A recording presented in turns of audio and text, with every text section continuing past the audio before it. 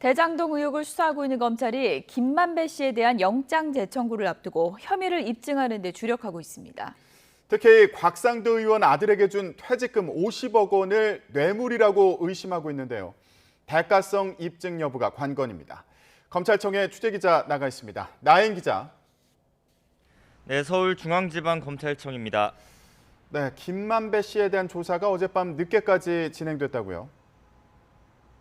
네, 어제 오후에 검찰에 출석했던 김만배 씨는 밤 11시를 넘긴 시각에야 조사를 마치고 나왔습니다. 9시간 남짓 조사를 받은 건데 김 씨는 귀갓길에 곽상도 의원에게 대장동 사업 이익금을 나눠주겠다고 했다는 의혹은 유언비어라고 잘라 말했습니다. 곽 의원 아들이 화천대유에 입사한 것도 이익 분배와 무관하다고 부인했습니다. 하지만 검찰은 곽 의원 아들이 퇴직금 등의 명목으로 받은 50억 원을 곽 의원과 김 씨가 주고받은 뇌물이라고 의심하고 있습니다. 이에 따라 곽상도 의원 부자의 재산 가운데 50억 원을 마음대로 처분하지 못하도록 추징 보전을 청구했고 법원도 이를 받아들였습니다. 다만 법원의 추징 보전 결정은 수사 초기인 지난 8일 나온 것으로 확인됐습니다. 김만배 씨의 첫 구속영장이 기각되기도 전입니다.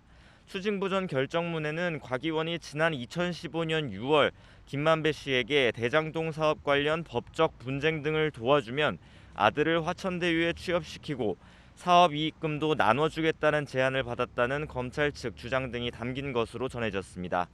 이와 관련해 곽 의원은 어제 입장문을 내고 2015년 6월엔 대장동 사업과 무관한 법률구조공단 이사장으로 재직하고 있었다며 할 수 있는 일이 아닌데도 이익금을 나눈다는 건 말이 안 된다고 반박했습니다. 하지만 검찰은 곽 의원이 국회의원 시절 대장동 사업부지 문화재 발굴 관련 편의를 봐줬다거나 김정태 하나금융지주 회장 측과 접촉해 화천대유가 참여한 하나은행 컨소시엄 구성 과정에 도움을 준 게 아닌지도 들여다보고 있습니다.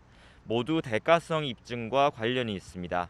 곽 의원 아들이 이미 한 차례 검찰에 출석한 만큼 곽 의원 본인 소환도 임박했다는 관측이 나오는데 곽 의원은 어떻게든 엮어 억지로 잡아 넣으려는 것으로밖에 느껴지지 않는다고 검찰 수사를 비판했습니다.